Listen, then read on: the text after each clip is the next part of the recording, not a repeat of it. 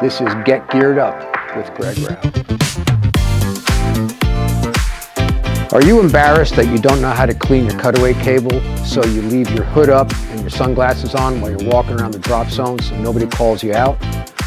Well, today we're going to show you how to come out into the light and clean your cables. So today we're going to show you how to clean your cables, because your cables can get covered with dirt, which could make it difficult for you to cut away in an emergency. And the things that we're going to need are a rag and some silicone lubricant.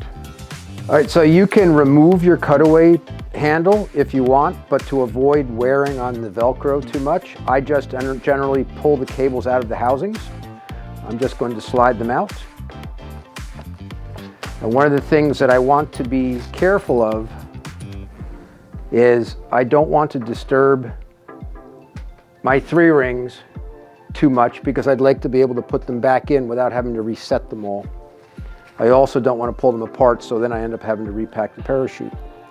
At this point, you can see on the cables here some black dirt that builds up over the course of time, and this can end up all over the entire cable. I'm going to spray a little bit of silicone lubricant on the rag, and then I'm just going to wipe the cable off. And if your cables are really dirty, you may need to do this once or twice, but you just want to wipe them off till they get clean.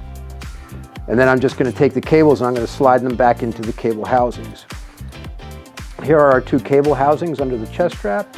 The one that is closest to the harness is the right side riser. And then just repeat that on the left side, which is the outside housing. And as you come around, the left side is the one that goes through the RSL lanyard. So the cable is going to come out of the cable housing on the back. If you have the RSL set up, you're going to run the cable through the yellow part of the split lanyard. It goes through there first. And then you want to make sure that this does not go underneath any AAD cables. And then you're going to feed it into the left side housing.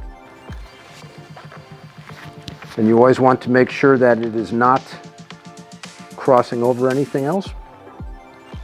Once again, I just want to check it to make sure it goes clearly from the right side housing to the left side housing and through that yellow lanyard. If you are not comfortable doing this with the rig closed, I suggest that you open the rig up, lay the main out on the ground, and at that point it's going to be a lot easier for you to reset the risers. This has been another episode of Get Geared Up with Greg Rao. Hey Ryan, what's the other part? Didn't I tell you I wanted nothing but green M&Ms? I didn't want any other color M&Ms. The next time I better have green M&Ms, or I'm not doing this anymore.